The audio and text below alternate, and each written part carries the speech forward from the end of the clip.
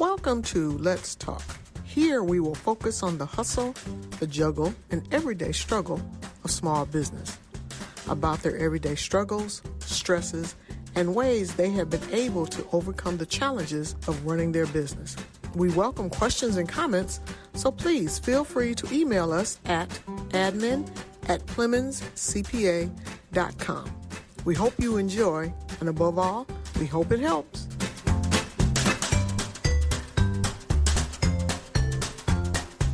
Welcome to the hustle, juggle, and struggle of small business. Today, we have in our studio Mr. Larry Hobbs. We're starting a series on human resource or HR topics. And today, our topic is going to be communication improvement. Welcome, Larry. Thank you very much. I appreciate the invitation, Thalia. Good. So let's talk about what is communication, first of all. Well, communication always involves a sender and a receiver. And what most people don't realize is that if you go out in the middle of the woods and yell and nobody hears you, there was no communication. It has to be the sender and the receiver. The technical definition of communication is the process of human relations, of passing information and understanding from one person to another. And that's key, the understanding aspect, correct? It is. It is. So how can we improve communication in the workplace from a manager to employee, employee to employee, even manager to manager? Well, first of all, I would say that the importance of communication is underplayed in most organizations. In my long career, I've determined that communication and poor communication is probably the biggest problem in corporate America. A lot of problems would be solved if we had better communication. And so that's why I've studied this topic and am able to talk about it and teach it in seminars because it is so important. And it doesn't matter whether it's a large organization or a small organization, you need this highly effective communication. Well, let's talk about what is effective communication, because we know with the pandemic and all the other implications in that, communication is broken down, because it used to be you could pick up a phone, call someone. Now you have many methods of communication. So how can we be effective in our communication? Well, most people don't think outside of the box, and they don't think about all the different ways to communicate. Of course, the most common down throughout history has been face-to-face conversation. Now we have telephone calls, voicemail, meetings, memos, letters, computers, photographs, exhibits and displays, charts and graphs, yes, in-house publications, what's commonly called newsletters, bulletin boards, demonstrations, whether it's inside the facility, you're demonstrating a product, or outside the facility, you're demonstrating in the street, films and videos, and of course, in my seminars, I add a little humor. We also have skywriting, where the airplane spells out, "I love you." All of these are methods of communication, and most people don't think about the different methods of person-to-person communication that are available. Wow. So let's talk about how we can maximize the ability to communicate in the office or in a work setting, because we know now the work settings have changed. It used to be all in the office, face-to-face. Now we're Zooming or WebExing or something like that. How can we make it more effective? Well, and we also have long distances, and we have international, and we have translations, and communication goes on in a much bigger setting than it did even 500 years ago, when everyone lived in a village, everyone spoke the same language, they wore the same clothes, they ate the same food, they went to the same church, and they they practically knew everybody else in their village, and they didn't travel much. Only a few rich people could travel. So the need for communication and the methods of communication and the subject itself has changed significantly. And, of course, now instead of small businesses, we have large corporations.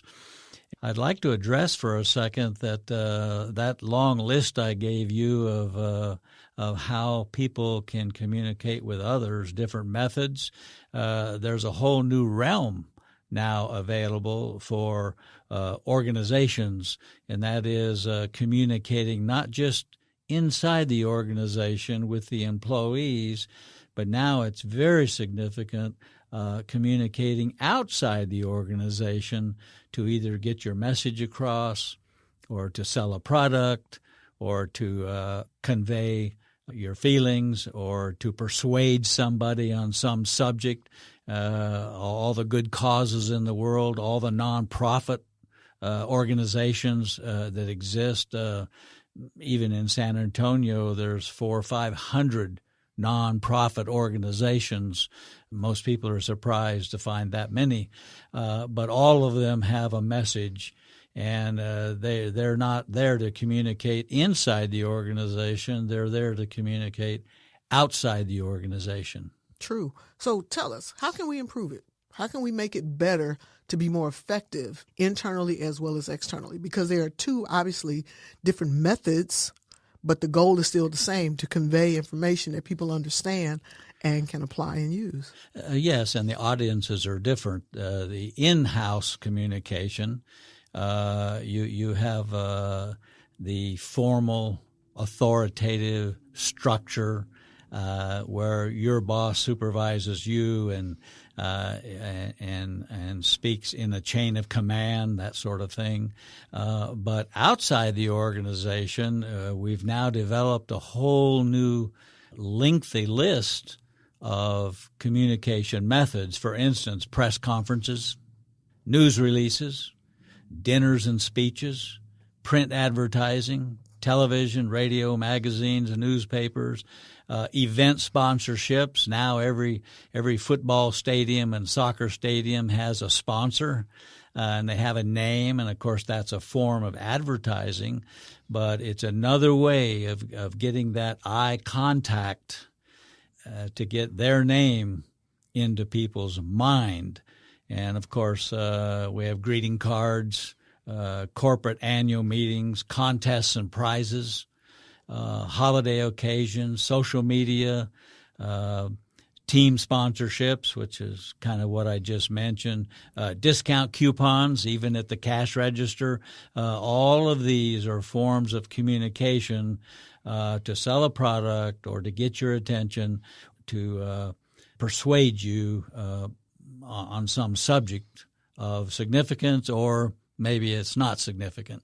Correct. So let's talk about internal communication. How can a business owner, organization, be it a mom and pop, be it a mid-size, or be it a large corporation company, how can they improve their communication internally? And then we'll go to external. Internally, they have to put themselves in the place of the receiver. And communication would be so much better if the sender would think more about the receiver. And it's sort of like this word we have of sympathy and empathy. It's like if you really want to show your concern, you have to take on the feelings of the person that you're giving the sympathy to. So when you design your communication, you need to think about who your audience is, and then you need to think about the verbal as well as nonverbal indicators, and you need to think about something that we call noise and something else that we call barriers. Mm-hmm. And those are two different things that most people don't consider always in their communications styles, verbiage, or anything like that, because you would talk to the engineers in your company a little differently than you would talk to the sales and marketing department. Well, yes, it's sort of like when your doctor talks to you, they're speaking a medical language that Dr. East. we don't even know what the words mean. We have to ask them and we have to trust them. And so we need to put ourselves in the place of the receiver. And one of the words that we use in improving communication is to study and try to eliminate what we call noise. Noise, and I'm not speaking about a loud noise, but a noise is anything that interferes or diminishes the communication. And we have things, speech impediments, a garbled transmission, like when you get an echo from the satellite. I mean, you can hear the other person speaking, but that echo is very irritating and it's not quite as clear. And of course, we all know that our telephone conversations are traveling thousands of miles in a split second. We have negative attitudes. We have illegible photos, print, handwriting. Again, the doctor's handwriting. You can't read the signatures. Telephone static, a partial loss of hearing, poor eyesight, insufficient lighting. It makes it difficult to read. And these things are called noise. It's anything that diminishes the receiver from receiving 100% of the message. And we know that communication isn't all verbal or written. We know that there are aspects of nonverbal communication, and we'll touch on that a little bit later on. But like you say, the noise, because the receiver could be in a different headspace than they're able to receive what you're saying, even though you're telling them the sky is blue. But if they're distracted, you have no control over that, but the sky still is blue, and you've tried to communicate. Whether or not the receiver actually hears that or recognizes that, that's always the challenge. And also, are they ready to receive, and did they receive it? And we usually verify that by saying yes, nodding our head, or agreeing, or asking a question. We like a response. When we send a message of any kind, we like to get a response back. In fact, some of the emails we'll send, we even say, please verify, or please respond, or please confirm, whatever the word is. We want to know, did you receive it? And that's very important. In addition to these noise, this thing we call noise that interferes, there's also just some flat-out barriers. Yeah, Now, let's talk about those. A barrier, they're more serious than noise, because the barrier will completely block the transfer of understanding rather than just interfering with it. For instance, there's physical barriers like distance, loud noises, time zones, walls. We have semantic barriers. The use of words. Our language causes a great deal of problem with communication. I'll give you an example, Thalia. If I'm sitting here across from you and I'm speaking to you and I say, Thalia, you look spaced out today. Well, that word spaced out, what do you think it means, Thalia? I'm not here at all. I'm zoned into another space. I'm not connected. Or you're high on drugs, or which I'm not, guys. I'm not. I understand. Or you're daydreaming, or you're not in our setting.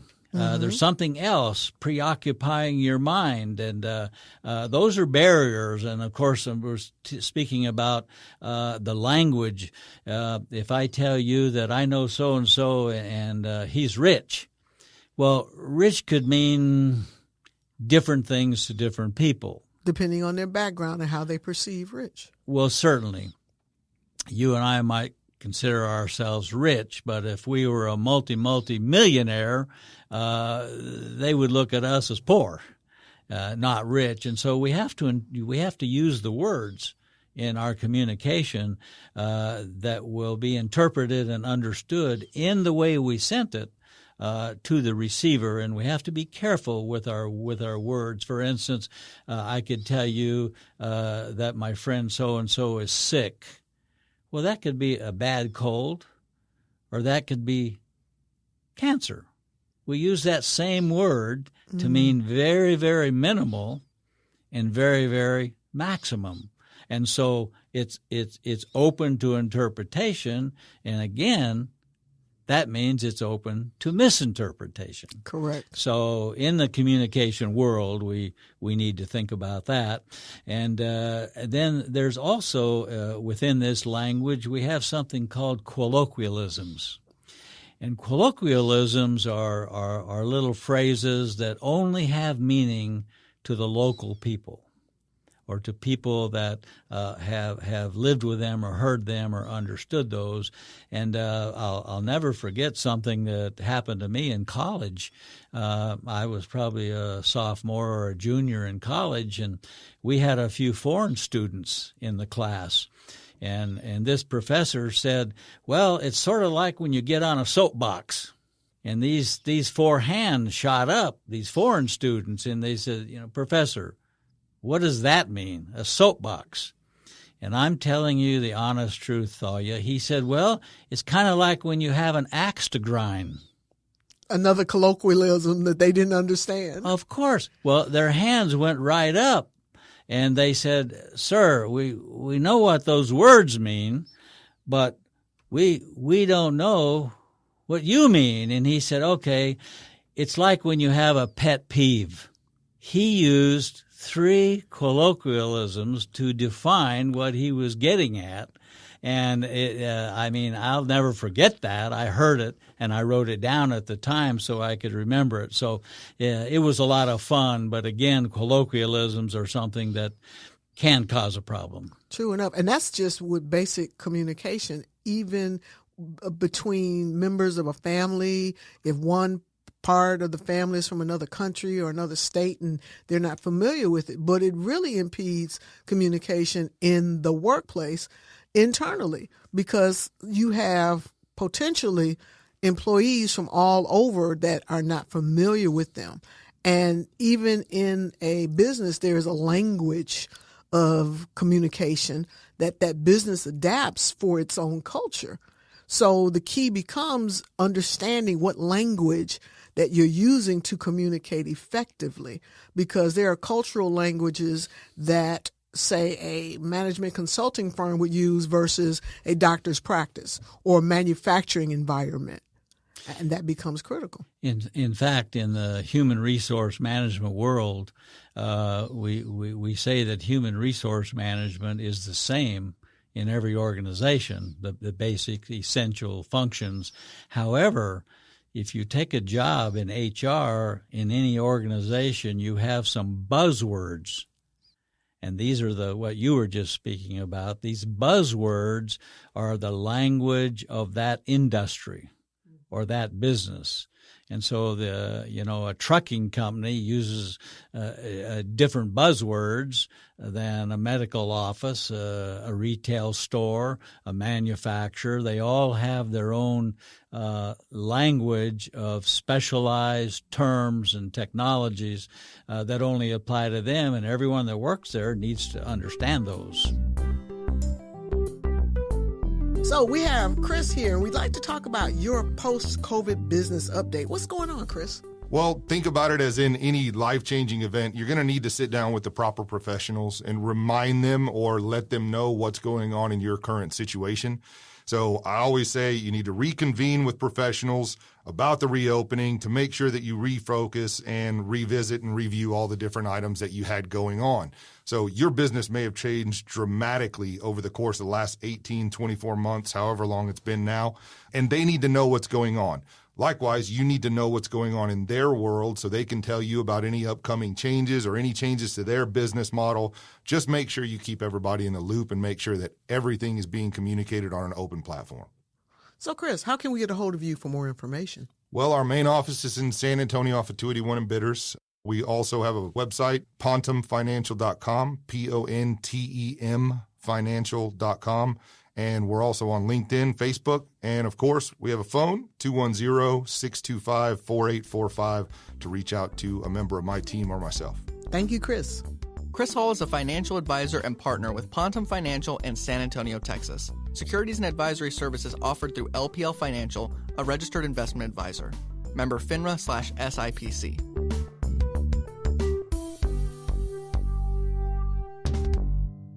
So let's discuss a little bit about external communications for the public, or for, as you mentioned, during those press releases and things of that nature. How can a company be effective in communicating externally?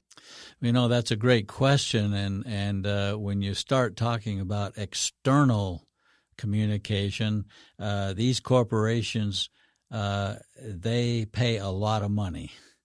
They hire in-house, they hire communication specialists. Out of house, they hire media agencies. They hire publicity agencies.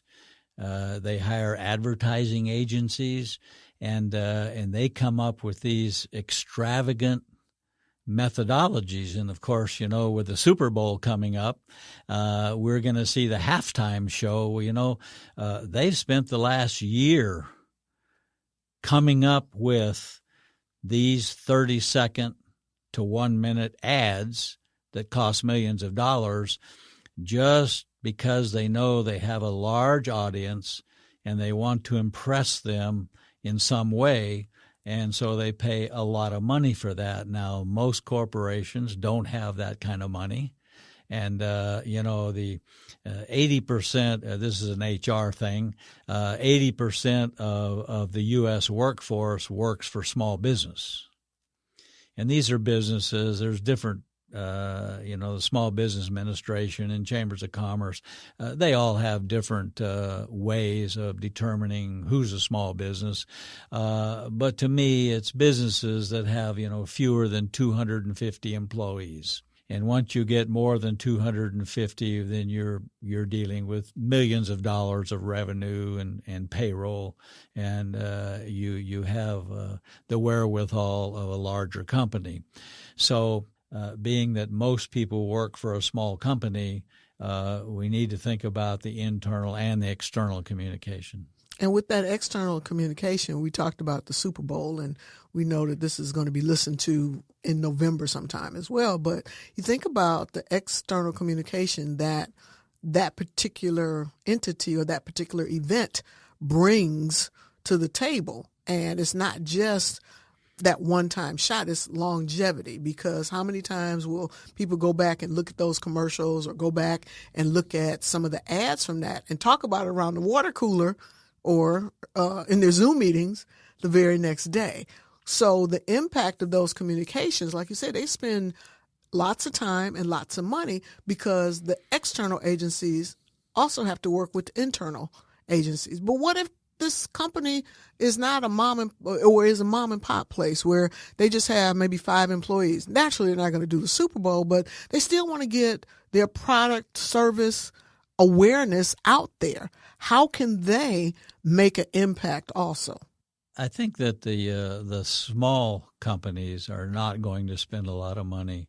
They're going to focus, of course, in internal communication. Is highly important, because it's them and a handful, the owner and a handful of employees, and they work together and they see each other every minute of every day, and so that's highly important. The question of how is that small company going to deal with the outside world? They're going to start small. A sign in their window, a sign at their building location, if they have a building. And, of course, the trend today is work from home or start in your garage or outsource to some other manufacturer or sewing operation or whatever it is you're making and selling. And, of course, the Internet has just changed merchandising around the world. I have a friend here in San Antonio. He owns a business in Europe and in the Far East, and in Texas. And he spends about 3 months in each place organizing and building and growing his businesses, but it's all based on the internet. It's an internet business, and I guess those things are just not going to go away anytime soon, and they're getting refined, and they're growing. And, of course, in my volunteer work with the Small Business Administration, I've found I've been volunteering with them for 3 years. I've found that social media is just absolutely taking over and moving to the forefront of small business communication, advertising, marketing, selling, whatever you want to call it. It just cannot be ignored. I know you're very knowledgeable on that. You might mention some ways that they communicate using social media. Yeah, it's a challenge because you now have the opportunity to have so many eyes on you from so many different places that you didn't expect. Because when you're talking about communicating, you're talking about sharing, because that's what social media is designed to do, to share what you're doing. Now, what you communicate in that space makes the difference, whether you're communicating your community activities, whether you're communicating you have a new product for sale, or whether you're communicating a sale. It makes a huge difference. Yes, and of course, again, back to the nonprofits. They're not selling anything. They are looking for donations. They're looking for volunteers, but they're also trying to pull on your heartstrings and get some supporters to help them in whatever their goals happen to be. And social media is, I would say, highly efficient and highly cost-effective, because what you put in to a website or these other social media platforms is not very expensive compared to magazines and radio and television and print media. Correct. And I think also the impact that social media can have makes a difference. I've always taught or told my clients, pick a platform. Don't feel you have to be on all of them. Pick one where your audience resides and then enhance the communication that you have with them. Be consistent, because without consistency, you're going to get lost in the noise. That's right. As far as communication at work, and we'll just take any company or organization, there's really two types of communication. There's the formal structure, and that's when you draw an organization chart with lines and subordinates and superiors and the boss, and you always have this org chart divided by departments, and the marketing department, the manufacturing, the sales, the accounting, and you have, depending on how large the organization is, dozens and dozens of different departments. And then we have bosses and we have peers, and the official formal communication is determined by management. They will send a certain type of email, or they'll send memos, or they'll hold meetings, or they'll give releases of some sort, and they want everyone inside the organization to comply with the formal communication. It's channeled throughout the organization along organizational lines. It goes from the boss to the vice president, to the managers, to the supervisors, and then eventually to the workers. It channels through those lines that are on your org chart. But we can't forget there's an even more powerful communication. It's called the informal communication. It is the unofficial approach, and it's called the grapevine. Now, when you see a grapevine growing out in a field, they plant a little tiny plant in the dirt, and as it goes up and around the post and then across the wires, and the vine just goes everywhere. It just keeps growing and twisting and growing and twisting. The grapevine operates fast and furiously in every work setting. It moves across those organizational chart lines. It moves down hallways, through the lunchroom, and you're communicating with people over eating a sandwich, or you're on an official phone call, and then you say, by the way, guess what I heard? Well, the other person's never going to say, no, don't tell me what you heard. They're always going to say, yeah, tell me. And this is how it goes. I kind of made up this little scenario. Someone will rush up to you, one of your friends, and they'll say, oh, man, guess what I just found out? It's so neat. And you're going to say, no, don't tell me.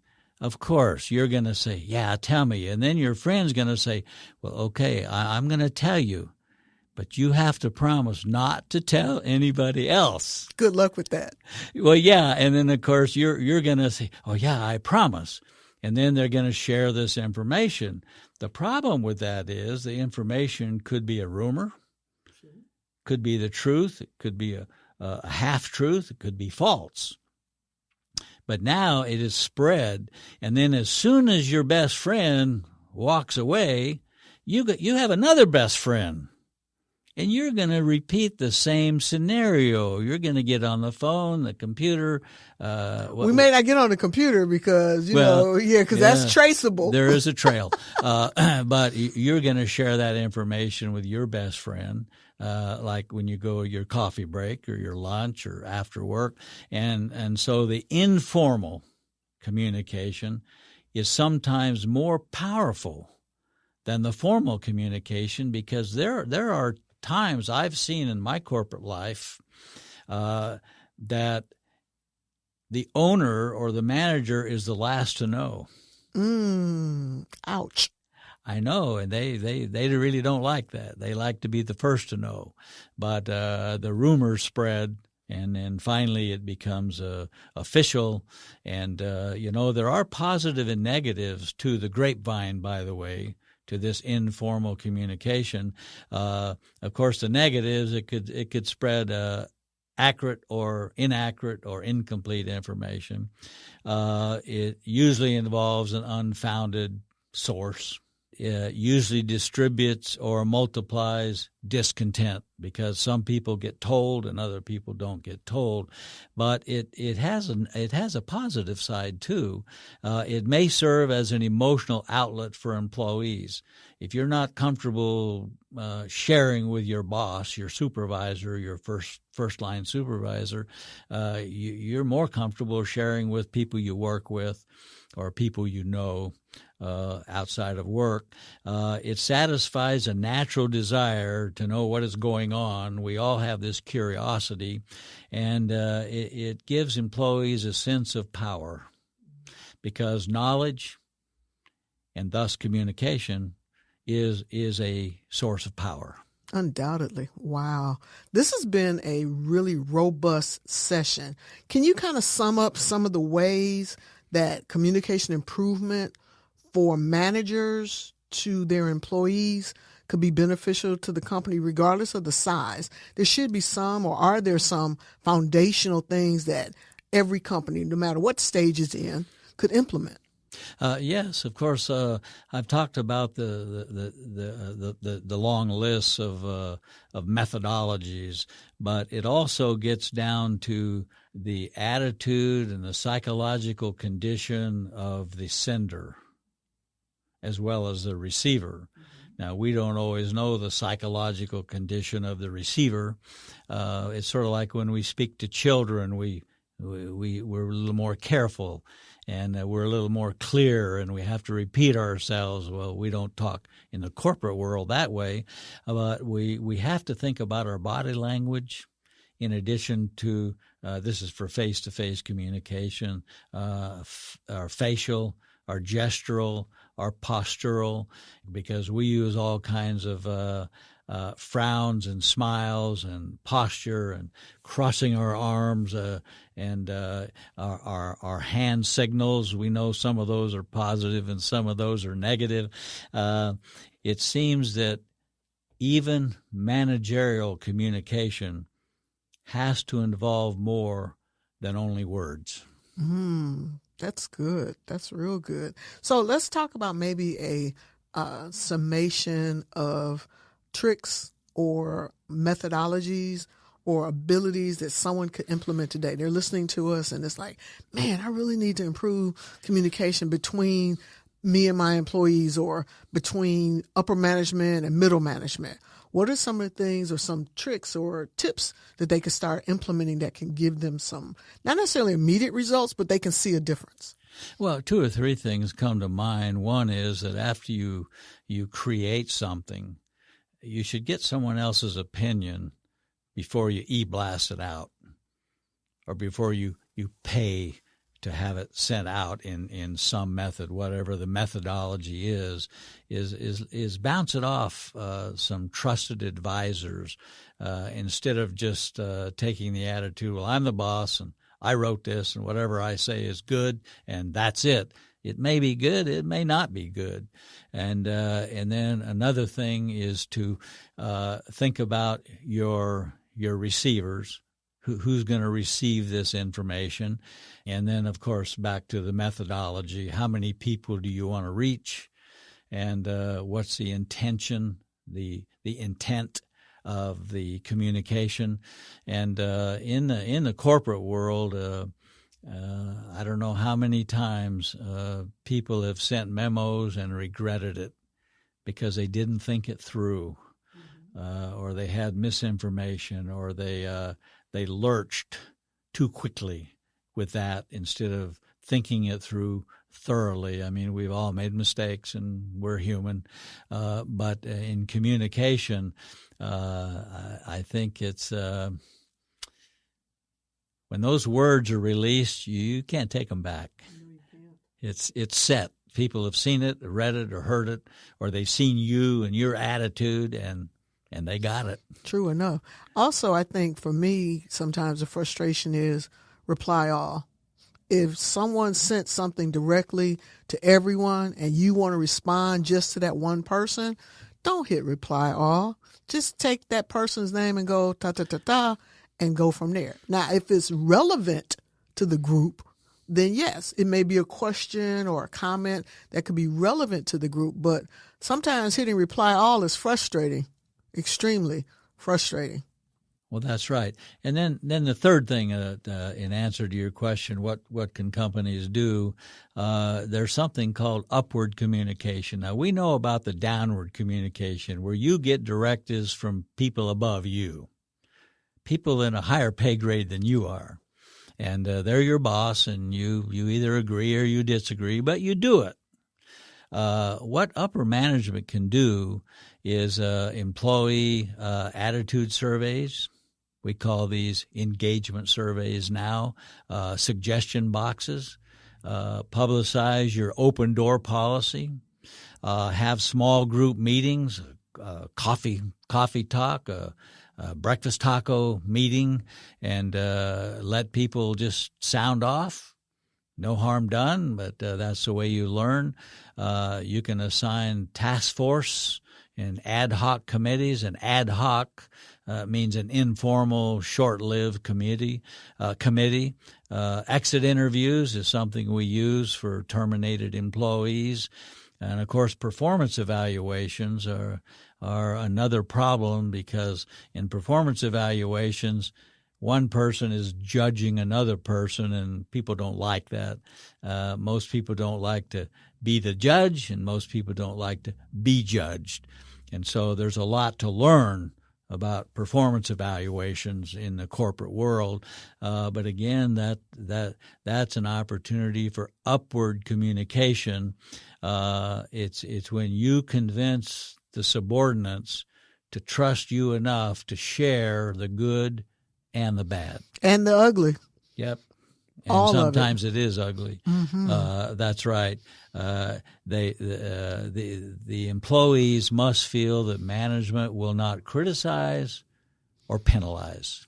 Yeah, key thing, not penalize, because sometimes what you may say, and it all is in the delivery, it's all in what you say, always also how you say it.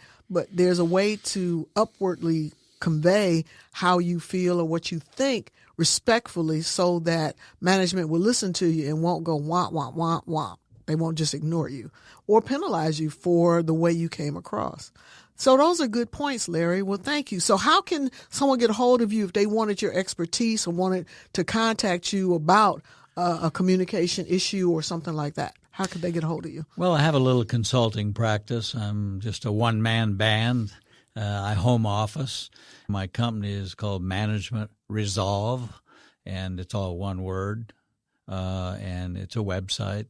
My phone number is 210-316-4206, and I get calls frequently with an HR, human resource management question or issue or other topics, and there's no charge for telephone consultation. I'm glad to help people over the phone. Do you have an email address just in case? Yes, it's very simple, larry.a.hobbs, Larry A. Hobbs, @gmail.com. Well, thank you, Larry. We appreciate you. Let me just sum up our little visit here on communication.